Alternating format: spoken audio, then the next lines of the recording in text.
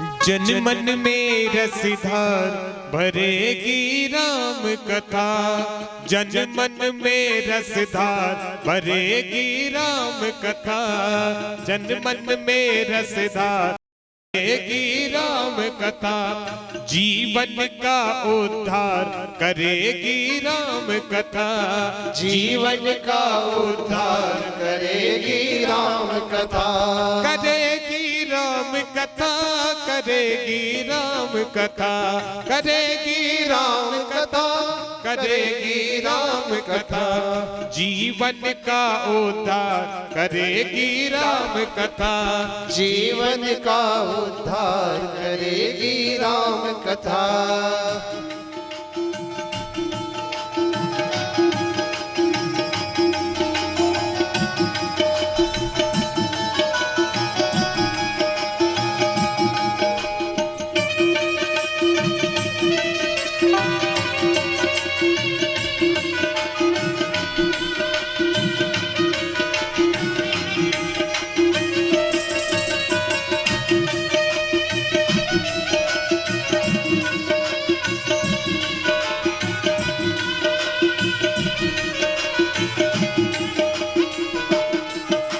राम लखन प्रिय भरत शत्रुघ्न संग जानकी अंजनी नंदन, राम लखन प्रिय भरत शत्रुघ्न संग जानकी अंजनी नंदन, मन मंदिर दरबार करेगी राम कथा, ओ मन मंदिर दरबार करेगी राम कथा, जीवन का उद्धार करेगी राम कथा, ओ जीवन का उद्धार करेगी राम कथा।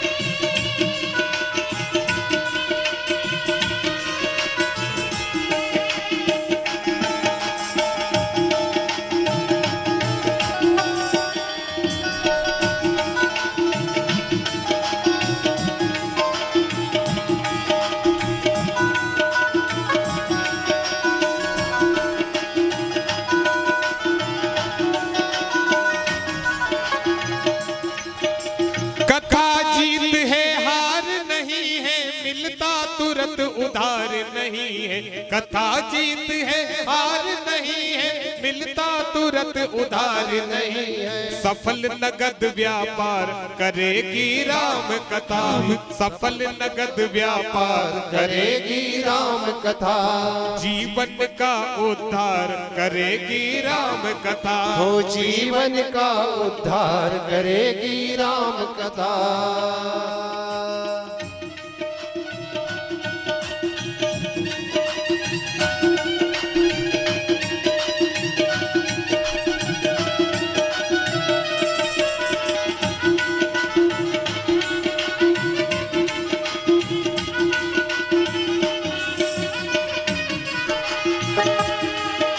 राम कथा जो श्रवण कराते, प्रेम से जो भी सुनने आते, राम कथा जो श्रवण कराते, प्रेम से जो भी सुनने आते, उनको भव से पार करेगी राम कथा, उनको भव से पार करेगी राम कथा, जन मन में रसधार भरेगी राम कथा, जन मन में रसधार करेगी राम कथा, भरेगी राम कथा, भरेगी राम कथा, भरेगी राम कथा, भरेगी राम कथा, जीवन का उद्धार करेगी राम कथा, जीवन का उद्धार करेगी राम कथा, जन मन में रसधार भरेगी राम कथा, जन मन में रसधार भरेगी राम कथा, जीवन का उद्धार करेगी राम कथा, हो जीवन का उद्धार करेगी राम कथा, करेगी राम कथा, करेगी राम कथा, करेगी राम कथा। रामचंद्र भगवान की जय। श्रुति की सुनने की एक महिमा श्रीमद् भगवद गीता के प्रथम अध्याय की महिमा कही गई है। एक प्रसंग आता है कि एक बैल वृषभ बहुत बीमार था, बिल्कुल मृत्यु की कगार पर, लेकिन प्राण नहीं निकल रहे थे, पीड़ा से छटपटा रहा था। और कुछ सरधे लोगों ने उसका दर्शन किया, उसका दर्द सहन नहीं हुआ, तो सब लोगों ने अपना अपना पुण्य दान किया। इस बैल को, इस वृषभ को जो असह्य कष्ट है, भगवान इसको मुक्त करे इस योनि से। बहुत लोग अपना अपना, किसी ने दान, किसी ने तीर्थ यात्रा, किसी ने जाप, किसी ने पूजा, किसी ने पाठ, सबने अपना अपना दान दिया। वहीं एक गणिका खड़ी थी, वैश्या थी। उस वैश्या ने भी ये कहा कि मैंने जीवन में अगर मेरे पास कुछ पुण्य हो तो मैं अपना पुण्य भी इस वृषभ की, इस बैल की मुक्ति के लिए दान करता। और उसने कहा, उसका दान करते ही बैल की मुक्ति होगी। वो बैल फिर जन्म लेता है मनुष्य रूप में, लेकिन उसे अपने पूर्व जन्म का स्मरण रहता है। वो ढूंढता हुआ उस गणिका के घर जाता है, वैश्या के घर जाता है, और कहता है, बहन, मैं पिछले जन्म में बैल था, असह्य पीड़ा से छटपटा रहा था, और जैसे ही आपने कहा कि मैं अपना पुण्य दान करती हूँ, वैसे ही मेरी मुक्ति हो गई। मैं पूछना चाहता हूँ आपके पास पुण्य क्या था? तो उस वैश्या ने, उस गणिका ने उत्तर दिया, उसने कहा, मैं पाप कर्म में निरंतर रत रहती हूँ, मेरे पास क्या पुण्य है? मेरे पास कौन सा पुण्य हो सकता है? लेकिन बस एक पुण्य था जो मैंने दान कर दिया। बोले क्या? बोले मैंने एक तोता पाल रखा है, और वो तोता जहां से आया है मेरे पास, वो भगवद गीता सीख कर आया है, इसलिए मेरे घर पर रहता है और भगवद गीता का पहला अध्याय का रोज पाठ करता है। और मैंने उस गीता के पाठ का रोज श्रवण किया है, और मैंने बस यही कहा था कि गीता पाठ के श्रवण का जो पुण्य हो मैं दान करती हूँ, और उस पाठ के श्रवण के दान से तुम्हारी मुक्ति होगी। ये श्रुति की महिमा है, ये सुनने की महिमा है। एक तोते के मुख से एक गणिका ने जो शास्त्र सुना, उस शास्त्र के पुण्य से उस बैल की मुक्ति। इसलिए शास्त्र का श्रवण श्रुति की अपनी महिमा है, इसलिए निरंतर निरंतर सुनते रहना चाहिए। वेद के, पुराणों के, संत महात्माओं के वचन जब कान पर पड़ते हैं तो जीवन में पुण्यार्जन होता है, शुभ संकल्प जीवन में निर्मित होते हैं। इसलिए हमारे यहाँ कहा गया, भद्रम कर्णे विष्णुयाम। श्रुति की कहां तक महिमा कहूं, मेरे बहुत पुराने श्रोता यहाँ बैठे हैं जो लगभग 7वीं या 8वीं कथा सुन रहे हैं, उन सब के बीच मैंने श्रुति की बहुत चर्चा की है। लेकिन केवल एक बात कहूं और आपसे आगे बढ़ूं और शास्त्र की महिमा पर आता हूं। मैं कुछ दिन पहले काशी में था, काशी विश्वनाथ के दरबार में शिव पुराण कर रहा था, और शाम को हम घूमते हुए गंगा के तट पर वहां पहुंच गए जहां कबीर घाट था। मैंने बाबा कबीर को प्रणाम किया और कबीर बाबा को पूछा कि बाबा एक प्रश्न पूछ लूं? कबीर ने कहा, काशी में आए हो तो पूछ लो, क्या दिक्कत है? मैंने कबीर साहब को पूछा कि बाबा बस एक बात बता दो कि मैंने जितना आपको पढ़ा उसमें एक बात मुझे बार बार लगी। आप कहते, कहे कबीर सुनो भाई, कहे कबीर सुनो भाई साधो, कहे कबीर सुनो भाई। तो मैंने अपने जीवन भर साधु ही साधु को कहा, एक आध बात तो दुष्टों को कह लेते, एक आध बात तो कह लेते कि कहे कबीर सुनो भाई दुष्टों। आपने हमेशा साधु को कहा, कहे कबीर सुनो भाई, तो दुष्टों को क्यों नहीं कहा? कबीर ने धीरे से मेरा कान मरोड़ दिया और कहा, पागल इतना नहीं जानता क्या? मैंने कहा, बाबा क्या? बोले, सच में दुष्टों को कबीर कहकर परेशान नहीं होता। मैंने कहा, क्यों? बोले, उन्होंने अपने बाप की नहीं सुनी तो कबीर की क्या सुनी? जिन दुर्जनों ने, जिन दुष्टों ने माँ बाप की नहीं सुनी, वे साधु की क्या सुनेंगे साहब। इसलिए कबीर कहता है मैं उन्हें कहकर परेशान नहीं होता, और सच तो यही है जो सुनता है वही साधु है, और बगैर सुधे साधु बना भी नहीं जाता। इसलिए साधु की पहली शर्त है सुनना। साधु की शर्त बोलना नहीं है, साधु की और ईश्वर की दोनों की शर्त। ईश्वर होने की शर्त सुनना है, और साधु होने की शर्त। अच्छा आप मुझे बताइए, आप मंदिर में जाते हैं तो आप क्या कहते हैं कि भगवान मेरी कब सुनेगा? कभी आपने कहा कि भगवान तुम कब बोलोगे? कभी मंदिर में जाकर कहा कि हे ईश्वर तू कब बोलेगा? लेकिन मंदिर में हर बार जाकर यही कहा, हे भगवान तुम मेरी कब सुनोगे? इसी को तो संतों ने कहा, राम राम रटते रहो जब लग घट में प्राण, कबहू तो दीन दयाल के भनक भरेगी। ईश्वर का लक्षण सुनना है साहब, और इसलिए ईश्वर होना चाहते हो तो सुनने का अभ्यास रखो। बोलना ईश्वर का लक्षण नहीं है, ईश्वर का लक्षण सुनना है। और इसलिए जितना जितना सुनने का सामर्थ्य बढ़ता है, उतना उतना देवत्व भीतर से विकसित होता है। इसलिए शास्त्र ने कहा, भद्रम कर्णे भी शृणुयाम देवः। सुनिए सुनिए और सुनिए। लेकिन हम सब जिस रामचरितमानस के आश्रय में बैठे हैं, आइए भारतीय वाङ्मय जगत में उसका महत्व क्या ये कह लूं, फिर समर्थ शिशु राम कथा में प्रवेश करेंगे। रामचरितमानस की गणना ना 4 वेद में है, रामचरितमानस की गणना ना 6 शास्त्र में है, रामचरितमानस की गणना ना 18 पुराण में है, रामचरितमानस की गणना ना 108 उपनिषद में है, रामचरितमानस की गणना ना 2 इतिहास ग्रंथों में है, रामचरितमानस की गणना ना शतपथ ग्रंथों में है, ना अरण्यक ग्रंथों में है, ना ब्राह्मण ग्रंथों में है। फिर किसी भी सूची में शामिल नहीं है ये, फिर भी इसकी महिमा इतनी है। 4 वेदों की सूची में रामचरितमानस का नाम नहीं है, 6 शास्त्रों में रामचरितमानस का नाम नहीं है, 18 पुराणों में रामचरितमानस शामिल नहीं है, इतिहास ग्रंथों में वाल्मीकि रामायण शामिल है, लेकिन तुलसी की रामचरितमानस शामिल नहीं है। ना अरण्य ग्रंथ, ना शतपथ ग्रंथ, ना ब्राह्मण, ना उपनिषद। फिर ये शास्त्र इतना महत्वपूर्ण। फिर झुग्गी झोपड़ी से लेकर राजमहलों तक रामचरितमानस की ये महिमा क्यों? और मैं गदगद तो तब हो गया जब ये भी पिछले महीने में द्वारका में भागवत कर रहा था, तो शारदा मठ में गया जहां शुद्ध ब्रह्मसूत्र पर और वेदों पर काम होता है। उस शारदा मठ की दीवारों पर भी रामचरितमानस की चौपाइयां लिखी।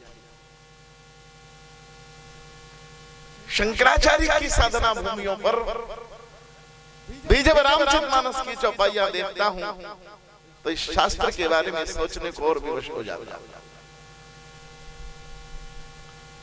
तब इस रामचरितमानस की इतनी महिमा क्यों है, मैं बहुत संक्षेप में कहूं। भगवान ने ये संसार जब बनाया, उसमें मनुष्य बनाया, और मनुष्य बनाया तो उसको इंद्रियां दी, और इंद्रियां दी तो उनकी भूख का उनको भूख दी, और भूख के शमन का साधन दिया। भगवान ने आंखें बनाई तो इसकी भूख है देखना, तो भगवान ने इतनी सुंदर प्रकृति दर्शन के लिए बनाई। भगवान ने कान दिए तो इसकी भूख शब्द दिया, और भगवान ने शब्द की रचना की।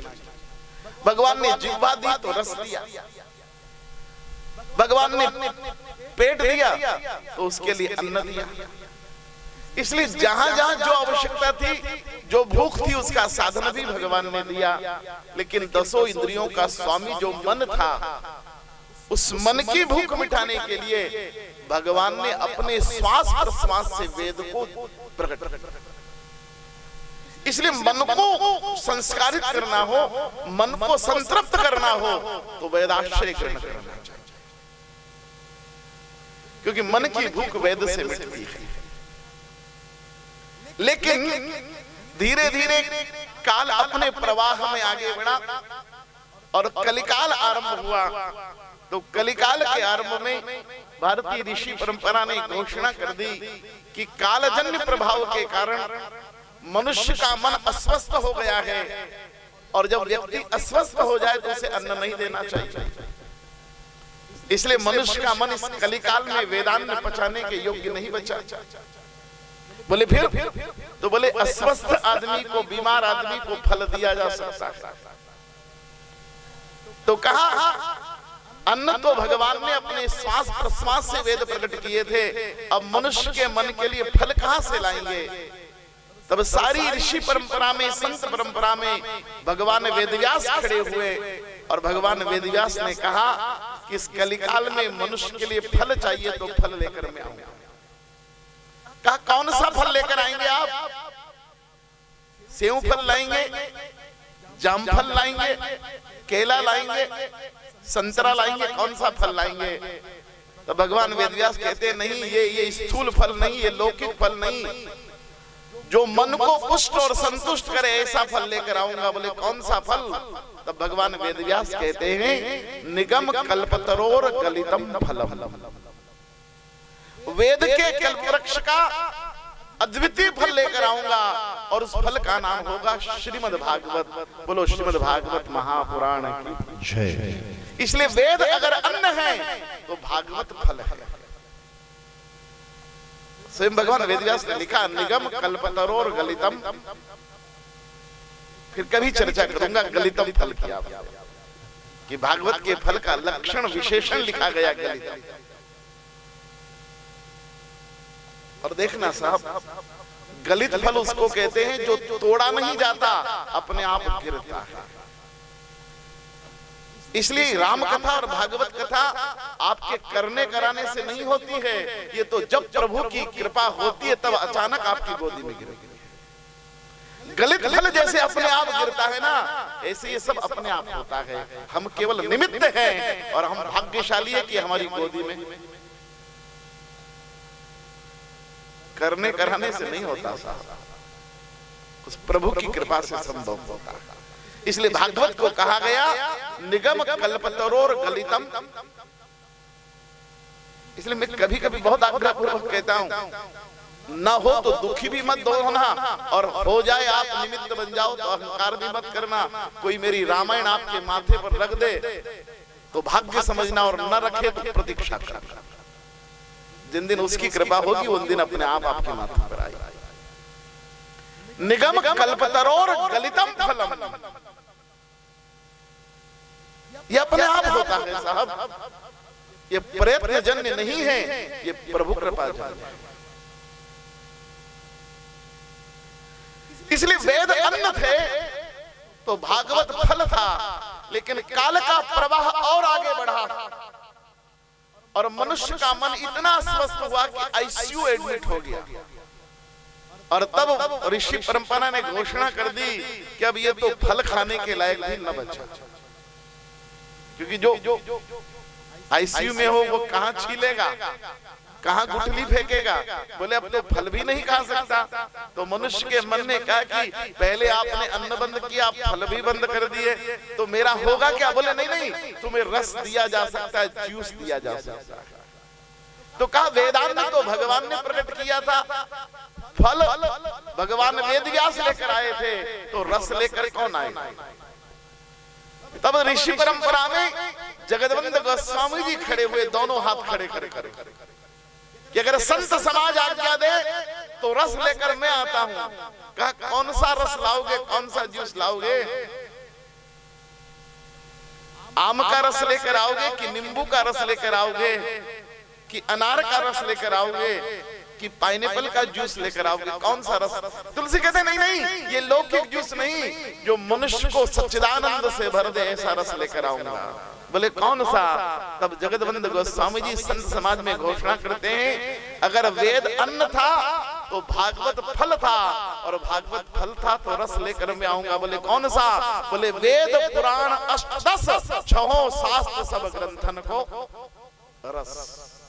वेद पुराण अष्टदश छहों शास्त्र सब ग्रंथन को रस, मुनिजन धन संतन को सर्वस, सार अंश सम्मत सब ही की आरती श्री रामायण। मैं 4 वेद 6 शास्त्र 18 पुराण और 108 उपनिषद का रस लेकर आऊंगा। और इसलिए अगर वेद अन्न है तो भागवत फल है, और भागवत फल है तो रामचरितमानस रस है। इसलिए शुद्ध रस शास्त्र है। इसलिए 5 दिन आप मत समझना किस पांडाल में बैठे हैं, 5 दिन समझना आप मधुशाला में बैठे हैं। और ये तुलसी की मधुशाला है, ये मानस की मधुशाला है, जहां 4 वेद 6 शास्त्र 18 पुराण और 108 उपनिषद का रस आपको मिलेगा। वेद पुराण अष्टदश छहों शास्त्र सब ग्रंथन को रस, मुनिजन धन संतन को सर्वस, सार अंश सम्मत सब ही की आरती श्री। इसलिए मानस रस शास्त्र है। और इसलिए हम सबका सौभाग्य है कि 5 दिन हम सब इस रस का पान करने वाले हैं, जो जगदवंद गोस्वामी जी ने हम सबको उपलब्ध कराया है। और इस रस की एक महिमा में और कह लूं, केवल आपसे फिर आगे बढ़ूं। जब मुझे कभी श्रीमद् भागवत की कथा करने का भाग्य मिलता है, तब मुझे गौरव होता है कि मैं भागवत की व्यासपीठ पर बैठा। राजदेव परिवार यजमान, सावधानी से सुनना भी ये बात,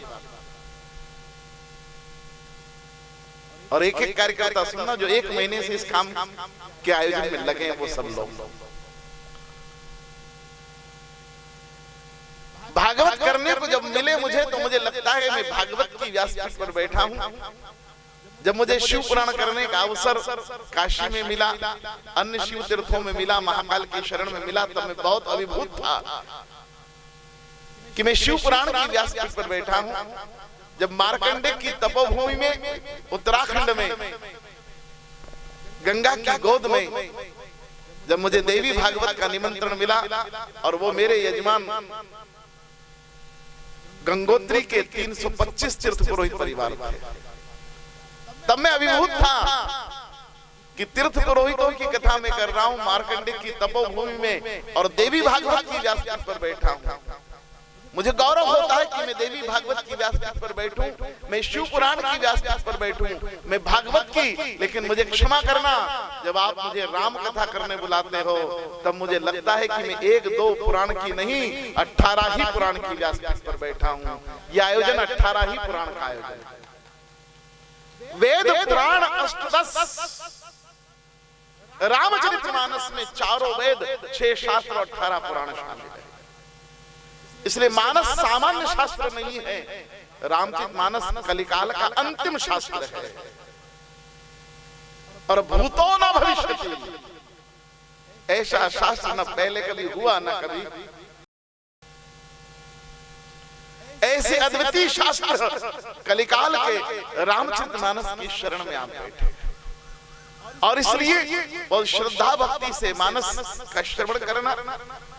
और मैं मानस की एक महिमा और कह लूं साहब, तो आप जब चौपाई सुने, यहां से मेरी मंडली जब दोहे गाए, छप्पे और छंद गाए, तब आपको लगे कि आप वेद की ऋचा सुन रहे हैं।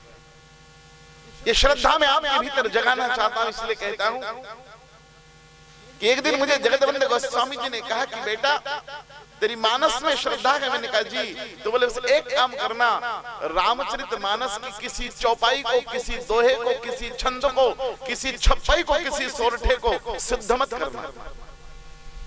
मैंने कहा बाबा क्यों? बोले स्वयं सिद्ध है। हमने कहा बाबा कैसे सिद्ध है? तब सुनना, अक्षर विष्णु है, शब्द ब्रह्म है, शिवनाद है। तब सुनना। मैंने कहा बाबा क्यों? बोले अगर तू बाजार से मिठाई लेकर आए, कोई फल लेकर आए, उसे सिद्ध करना है तो क्या करेगा? मैंने कहा बाजार से मैं मिठाई लेकर आऊं, कोई फल लेकर आऊं, तो उसे ठाकुर जी के सामने पधराता हूं, उसमें फिर तुलसी दल पधराता हूं, और तुलसी दल पधराने से वो प्रसाद बन जाता, सिद्ध हो जाता है। गोस्वामी का बिल्कुल ठीक करता है।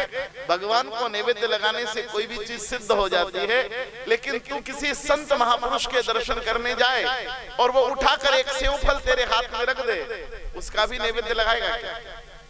मैंने कहा नहीं, वो तो किसी संत ने दिया है, उनके हाथ से दिया, उनके हाथ से मुझे मिला, इसलिए स्वयं प्रसाद हो गया, उसको फिर नैवेद्य लगाने की आवश्यकता थोड़ी है। वो तो संत के हाथ से मिला, इसीलिए आशीर्वाद प्रसाद हो गया। बोले इसीलिए तो कह रहा हूँ कि मानस की चौपाई को सिद्ध मत करना, ये स्वयं प्रसाद है। मैंने कहा क्या?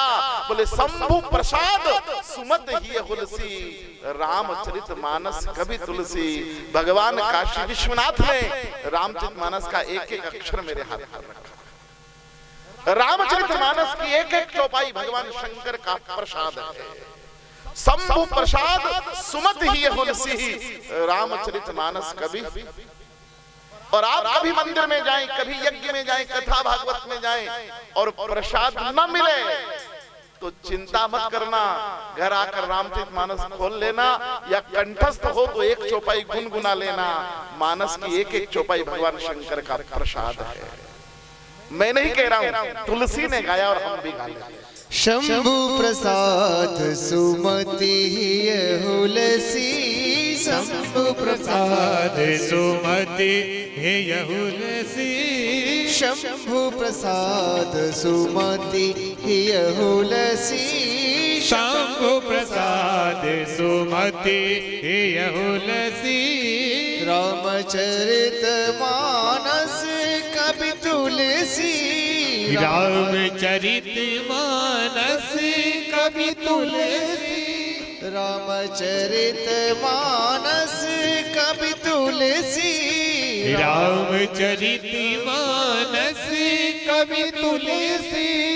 शंभु प्रसाद सुमति तुलसी, शंभु प्रसाद सुमति तुलसी, रामचरित मानस कभी तुलसी, रामचरित मानस कभी तुलसी।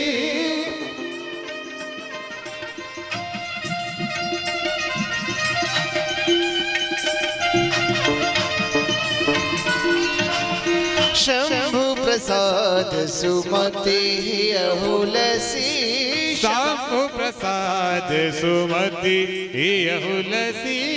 श्री राम जय राम, जय जय राम, श्री राम जय राम, जय जय राम, श्री राम जय राम, जय जय राम, श्री राम जय राम, जय जय राम, श्री राम जय राम, जय जय राम, श्री राम जय राम, जय जय राम।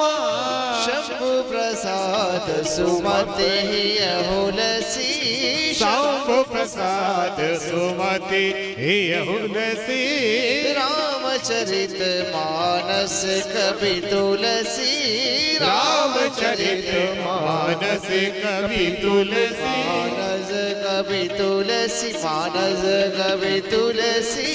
रामचंद्र भगवान की जय।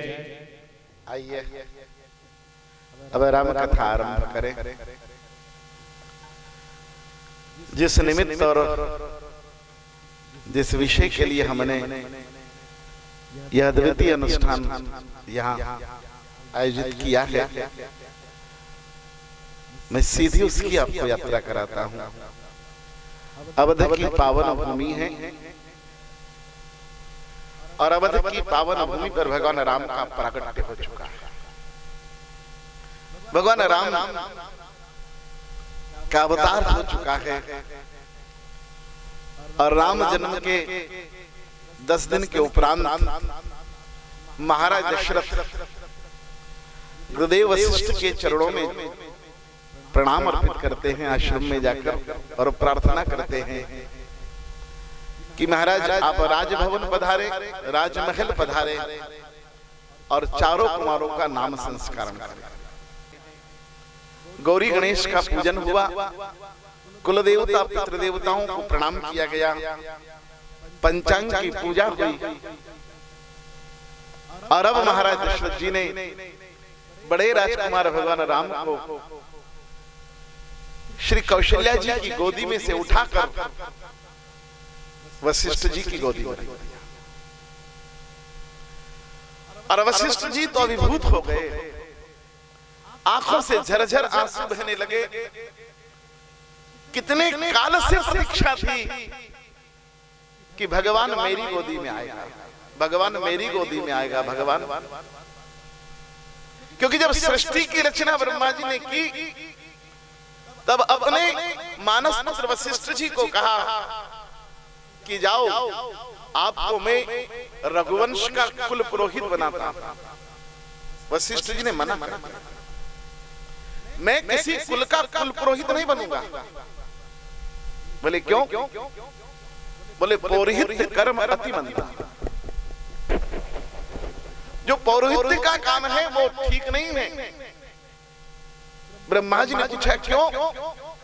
बोले यजमान मुट्ठी भर अन्न देता है, इसके बदले में साधु और ब्राह्मणों को अपनी गोमुखी भरी साधना उसको देना पड़ता। इसलिए आशीर्वाद साधारण खेल नहीं है।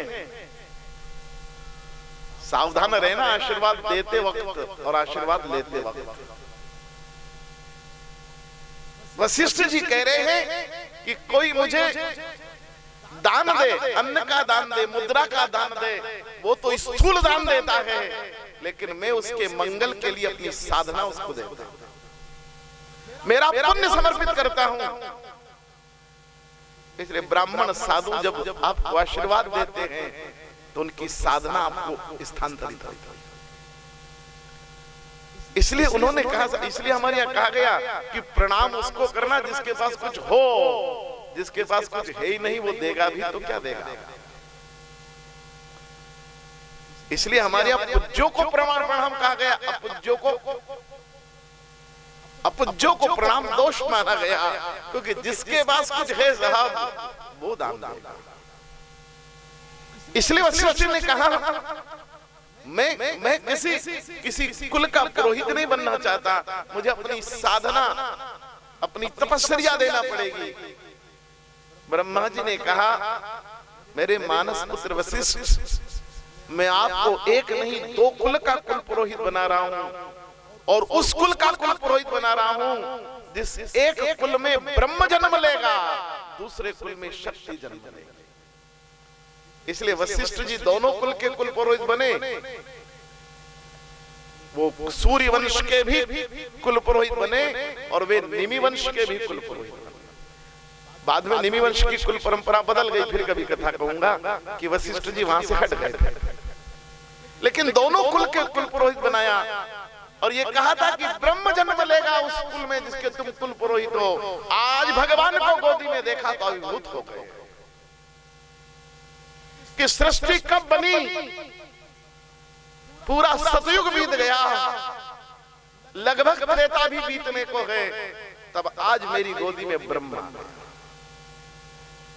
परमात्मा मेरी गोदी में अभिभूत द्रवीभूत हो गए, अश्रुधार बहने लगी, रोम रोमांचित हो गए, गदगद हो गए, पुलकित हो गए। लेकिन धीरे से अपने आंखों के अश्रु को अपने उत्तरी से पूछकर महाराज दशरथ ने भगवान से नजर हटा ली और सीधे महाराज दशरथ के चरणों पर टिका दिया। और अब वे दशरथ जी के चरणों का दर्शन करने लगे। दशरथ जी ने देखा कि ये तो अभी तो कुमार का दर्शन कर रहे थे और अब मेरे चरणों को देख रहे हैं, तो गुरुदेव मेरे चरणों को क्यों देख रहे हैं? तो अचानक संकोच हुआ और उन्होंने अपनी धोती में अपने पैर छिपा लिए। वशिष्ठ जी भीगी आंखों से मुस्कुराए साहब, और जिंदगी में भीगी आंखों से मुस्कुराना बड़ा गजब का होता है। और कहा अच्छा अपने चरण छुपा लिए महाराज, कोई बात नहीं। तो महाराज ने दृष्टि हटाई और महारानी कौशल्या के चरणों पर टिका दिया। और अब अपलक श्री कौशल्या जी के चरणों का दर्शन करने लगे। लेकिन जैसे ही कौशल्या जी ने देखा कि गुरुदेव मेरे चरणों को देख रहे हैं, तो थोड़ा संकोच हुआ, तो उन्होंने भी अपने साड़ी के पल्लू में अपने चरण छुपा लिए। वशिष्ठ जी ने कहा महाराज महारानी, दोनों ने हाथ जोड़े, बोले गुरुदेव क्या? बोले अपने लाला का नामकरण कराना कि न कराना?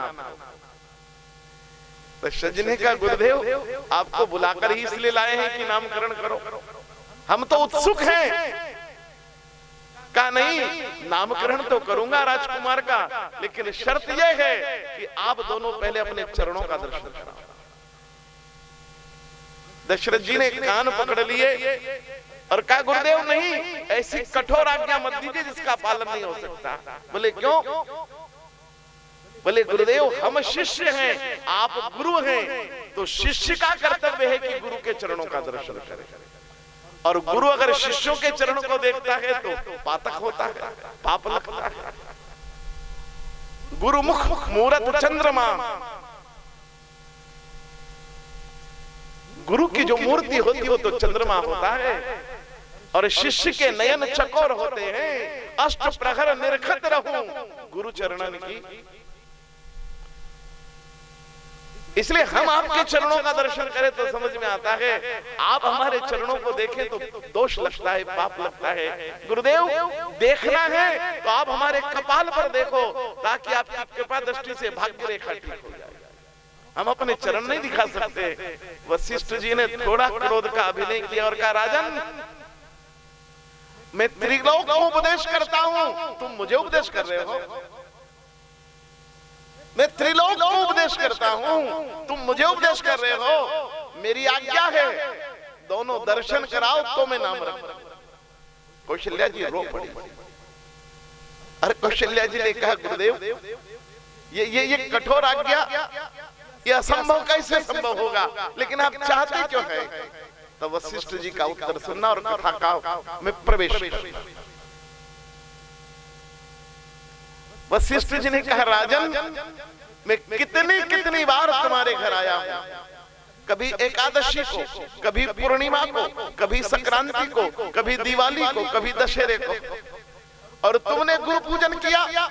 कभी मेरी गोदी में फल फूल रखे, कभी मेरी गोदी में साल दुशाले रखे, कभी मेरी गोदी में अन्न धन रखा, कभी मेरी गोदी में रत्न रखे। लेकिन हे अवधेश, हे महाराज दशरथ और महारानी कौशल्या, मुझे क्या मालूम था कि मेरी गोदी में फल फूल रखने वाला राजा एक दिन ब्रह्म को ही बेटा बनाकर मेरी गोदी में रख देगा। आज तुमने ब्रह्म को बेटा बनाकर मेरी गोदी में रख दिया, इसलिए ब्रह्म ऋषि आपको प्रणाम करता है। मैं ब्रह्म ऋषि वशिष्ठ, मैं ब्रह्मा का मानस पुत्र, सृष्टि के आरंभ से ब्रह्म का चिंतन यहाँ करता रहा, मैं ब्रह्म का ध्यान यहाँ करता रहा। लेकिन हे कौशल्या, तू धन्य है कि तूने 9 महीने ब्रह्म को कोख में रखा। हे दशरथ, तुम धन्य हो कि तुमने ब्रह्म को बेटा बनाकर आज सदगुरु की गोदी में रख दिया। तुमने परंपरा बदल दी। दुनिया सदगुरु को प्रार्थना करती है कि ए सदगुरु हमें भगवान से मिलाना, लेकिन धन्य है दशरथ और कौशल्या जिन्होंने सदगुरु को भगवान से मिलाया। हे अवधेश, हे महाराज दशरथ और कौशल्या, आप धन्य हैं। आप जैसे माता पिता संसार में धन्य हैं जिन्होंने भगवान को बेटा बनाकर गोदी में गुरु की गोदी में रखा।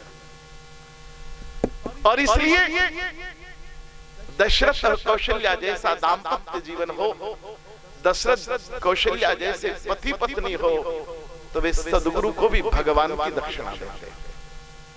वे सदगुरु की गोदी में परमात्मा को रख देते हैं। साहब, जिन विश्वामित्र के कारण तपस्या में कौन विश्वामित्र के समान होगा, जिसने अपने संकल्प से एक नए स्वर्ग की रचना कर दी। वो विश्वामित्र भी एक दिन दशरथ के द्वार जाते हैं। दशरथ जी ने कहा महाराज आप मेरे घर आए? बोले कुछ मांगने आया हूं। दशरथ जी ने कहा जो अपने संकल्प से, अपने सामर्थ्य से स्वर्ग बना सकता है, वो मेरे घर क्या मांगने आया? तब विश्वामित्र ने कहा मैं स्वर्ग बनाना जानता हूं, लेकिन दशरथ तुम परमात्मा बनाना जानते हो, इसलिए तुम्हारे घर में मांगने आया। विश्वामित्र ने स्वर्ग बना दिया, लेकिन परमात्मा नहीं बना पाया। परमात्मा तो दशरथ और कौशल्या ही बना पाए। इसलिए दशरथ के द्वार पर स्वर्ग बनाने वाले विश्वामित्र को याचना करने आना पड़ा। कि मैं स्वर्ग बना सकता हूं, लेकिन दशरथ और कौशल्या तुम वो हो जो भगवान बना सकते। इसलिए एक पति पत्नी, एक दाम्पत्य जीवन वो जीवन है साहब जिनके मिलने से भगवान बना करता है।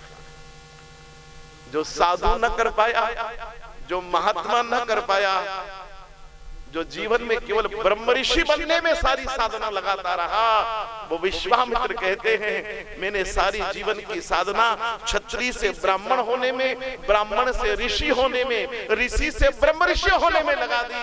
मैं स्वर्ग बना पाया लेकिन परमात्मा न बना पाया। इसलिए आज निराश और उदास होकर हे दशरथ तेरे द्वार पर आया हूं कि मुझे भगवान दे। और दशरथ और कौशल्या के द्वार से विश्वामित्र को भी भगवान मिलता है। इसलिए जिंदगी में स्वर्ग बनाने वालों को भी एक दिन उनके दरवाजे पर माथा टेकना पड़ता है जिन्होंने अपने घर अपनी संतान को भगवान बनाया होगा। ऐसे ये दाम्पत्य जीवन है दशरथ और वशिष्ठ का। आइए ऐसे दाम्पत्य जीवन की मूल अवधारणा भारतीय संस्कृति में कहां से शुरू होती है, अब मैं बात आरंभ करूं, लेकिन उसके पहले कुछ देर हरिनाम संकीर्तन। राम नाम अति मीठा है, बड़ा प्यारा है, कोई गा के देख ले। राम नाम अति मीठा है, बड़ा प्यारा है, कोई गा के देख ले। आ जाते हैं राम कोई बुला के देख ले। आ जाते हैं राम कोई बुला के देख ले। बुला के देख ले, बुला के देख ले, बुला के देख ले, बुला के देख ले। राम नाम अति मीठा है, बड़ा प्यारा है, कोई गा के देख ले। राम नाम अति मीठा है, बड़ा प्यारा है, कोई गा के देख ले। आ जाते हैं राम कोई बुला के देख ले। आ जाते हैं राम कोई बुला के देख ले।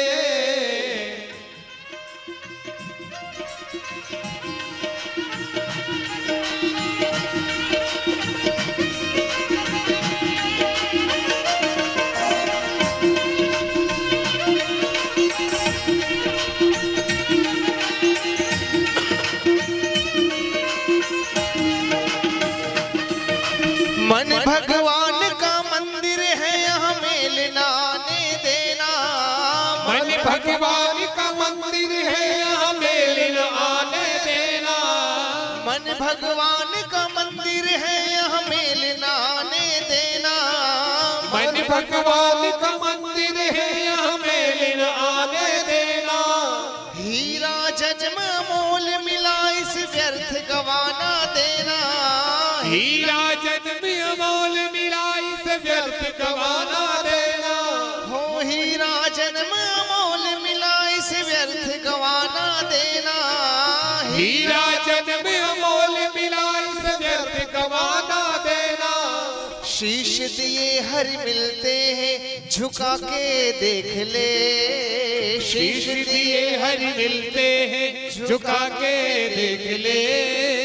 आ जाते हैं राम कोई बुला के देख ले। आ जाते हैं राम कोई बुला के देख ले। राम राम सिया राम, राम सिया राम, राम सिया राम, राम राम सिया राम, राम सिया राम, राम सिया राम। राम नाम अति मीठा है, बड़ा प्यारा है, कोई गा के देख ले। राम नाम अति मीठा है, बड़ा प्यारा है, कोई गा के देख ले। आ जाते हैं राम कोई बुला के देख ले। आ जाते हैं राम कोई बुला के देख ले।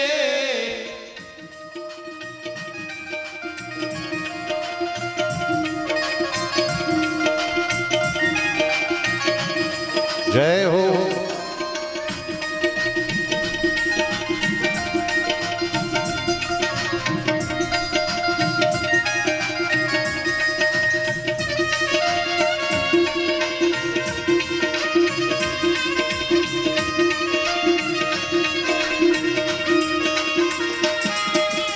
जिस मन में अभिमान भरा भगवान कहाँ से आए, जिस मन में अभिमान भरा भगवान कहाँ से आए, घर में ही अंधकार भरा मेहमान कहाँ से आए, घर में ही अभिमान भरा मेहमान कहाँ से आए। राम नाम की ज्योति जला के देख ले, राम राम की ज्योति जला के देख ले, आ जाते हैं राम कोई बुला के देख ले, आ जाते हैं राम कोई बुला के देख ले। राम राम सिया राम, राम सिया राम, राम सिया राम, राम राम सिया राम, राम सिया राम, राम सिया राम। हो राम नाम अति मीठा है बड़ा प्यारा है, कोई गा के देख ले। राम राम अति मीठा है बड़ा प्यारा है,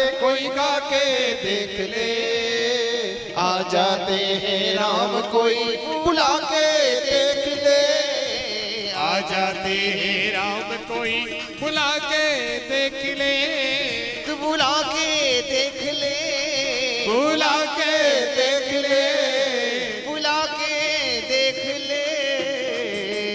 रामचंद्र भगवान की जय। आइए दाम्पत्य जीवन का विचार आरंभ करते हैं बिल्कुल षष्ठी के आरंभ से। पहली तो मैं आपको बहुत विनम्रता से प्रार्थना करूं, ये सृष्टि बनी क्यों?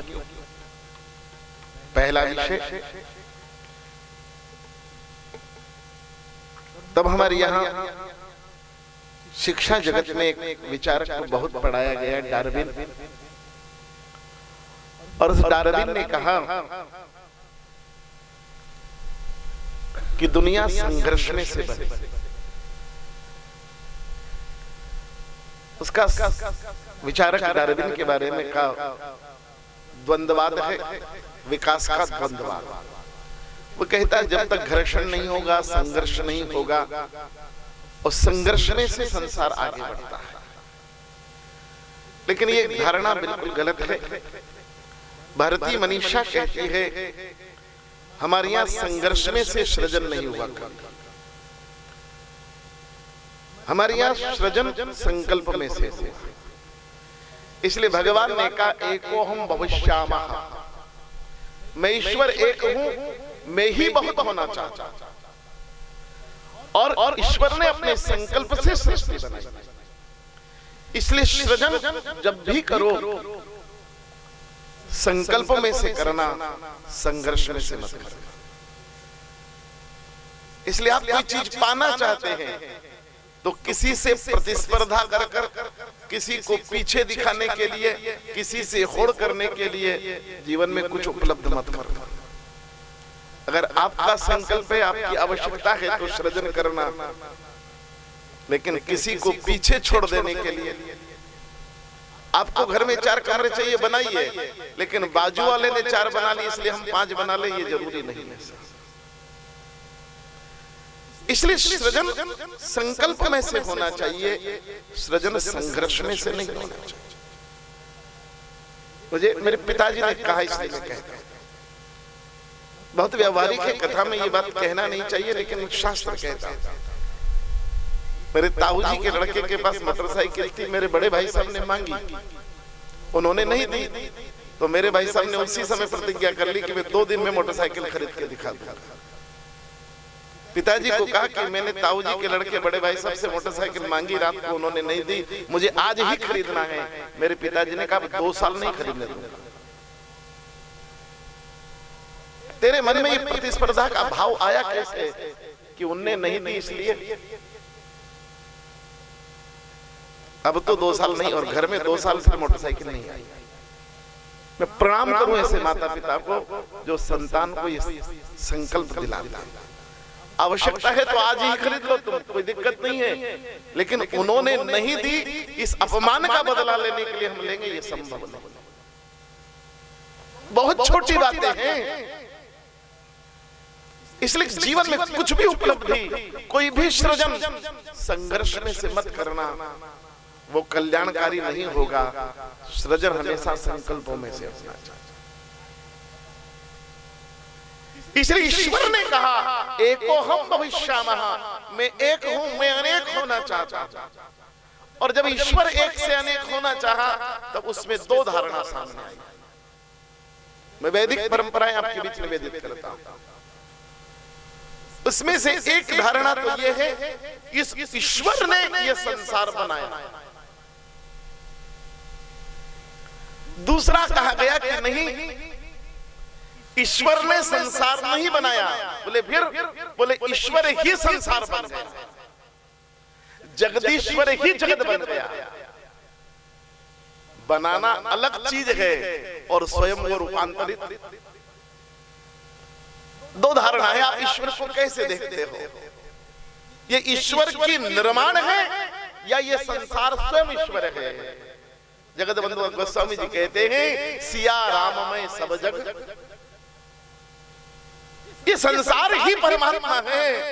मुझे इसमें एक एक में सिया राम का दर्शन होता है, क्योंकि वो राम ही तो संसार बना। इसलिए दो चीज बहुत संसार को देखने की दो दृष्टियां हैं। एक तो आप देखो कि ये ईश्वर ने बनाया वो संसार है, अथवा तो ईश्वर ही ये संसार बन गया। इसलिए सिया राम में सब जग जानी, करहु प्रणाम जोरी जुग। और भगवान ने ये संसार बनाया, अथवा तो भगवान ही संसार बन गया। आपको जो ठीक धारणा लगे वो स्वीकार करना। लेकिन वेद कहता है कि संसार कैसे बना? बोले भगवान ने संसार कैसे बनाया?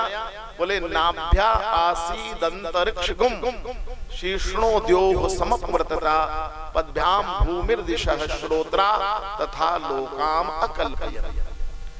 इस लोक का अकल्पन कैसे किया भगवान ने?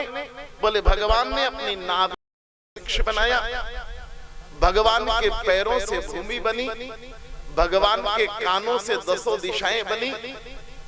और ऐसे भगवान अपने में से ही वही संसार बनाता गया। और बनाते बनाते भगवान ने फिर मनुष्य बनाया।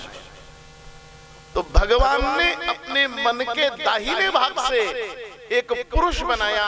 वो भगवान के मन से बना था पुरुष, इसलिए उस पुरुष का पहला नाम मनु। मन से बना इसलिए क्या नाम हुआ? और उन्हीं मनु से फिर हम सब आगे बढ़े, इसलिए हम सब मनुष्य कहलाए। भगवान ने अपने मन के दाहिने भाग से, राइट साइड से पुरुष बनाया, वो मनु कहलाया। और भगवान ने अपने मन के बाएं भाग से एक स्त्री बनाई, वाम भाग से बनाई, इसलिए स्त्री का पहला नाम वामा हुआ, क्योंकि भगवान के वाम भाग से बने। उसी वामा को फिर शत्रुपा कहा गया। फिर उसी वामा को श्रद्धेय जयशंकर प्रसाद जी ने एक नया नाम श्रद्धा दिया, कामायनी। इसलिए उसे श्रद्धा कहें, उसे शत्रुपा कहें या उसे वामा कहें। इसलिए भगवान के मन से ही दोनों बने हैं, स्त्री और पुरुष। जो पुरुष बना उसका नाम हुआ मनु, और जो स्त्री बनी उसका नाम हुआ। ये एक ही जगह से जन्मे हैं, एक ही मन से जन्मे हैं। इसलिए ध्यान रखना, मनुष्य के जीवन में तन की उतनी कीमत नहीं है जितनी मन की कीमत है, क्योंकि और सारा संसार भगवान के तन से बना। तन का हिस्सा पैर था, उससे पृथ्वी बनी। तन का हिस्सा कान था, उससे दिशाएं बनी। तन का हिस्सा नाभि था, उससे अंतरिक्ष बना। इसलिए सारी सृष्टि भगवान के तन से बनी है, लेकिन मैं और आप केवल भगवान के मन से बने। इसलिए हम ईश्वर के तन के हिस्से नहीं हैं, मैं और आप सब भगवान के मन के।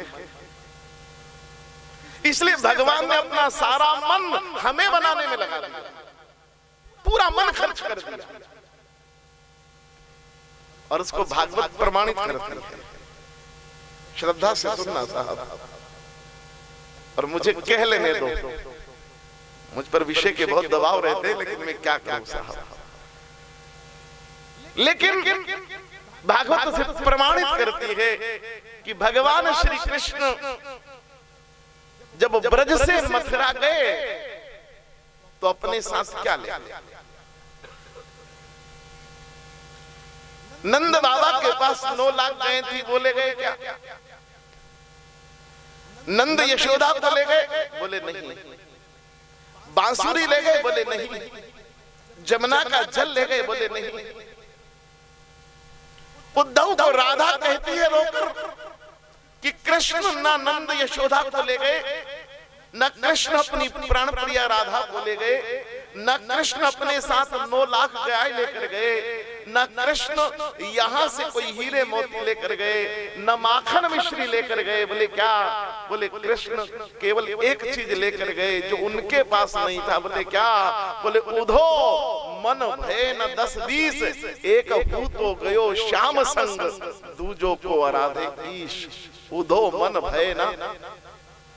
भगवान श्री कृष्ण ब्रज से केवल एक चीज लेकर आए थे, वो मन लेकर आए थे। क्योंकि भगवान को वेद कहते हैं भगवान सत ऐश्वर्यशाली है, भगवान के पास सब ऐश्वर्य है साहब, बस भगवान के पास एक चीज नहीं है, वो क्या है? मन। इसलिए मन देना हो तो भगवान को केवल मन देना, मनी देना हो तो श्याम मनावत को देना।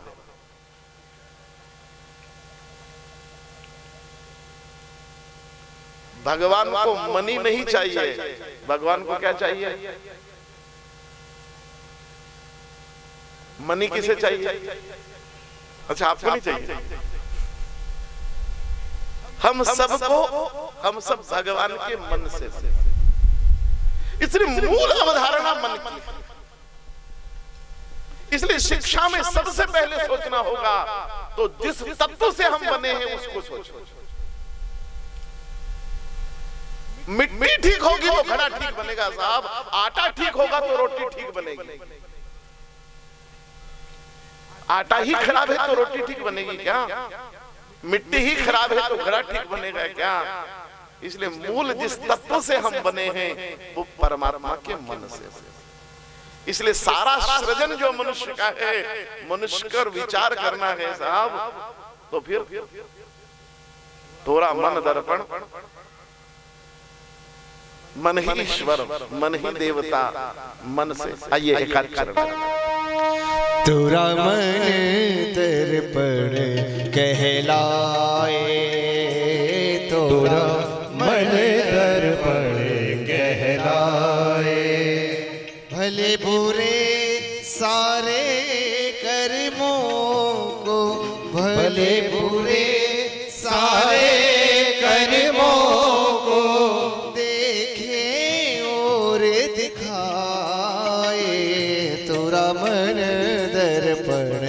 कहलाए।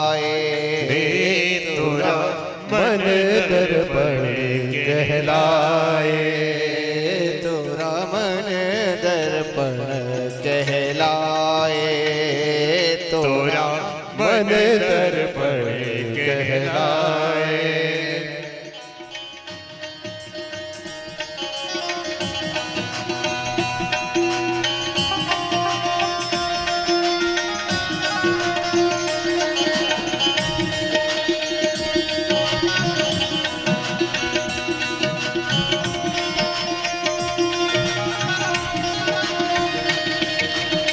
मन ही देवता मन ही ईश्वर, मन से बड़ा न कोई।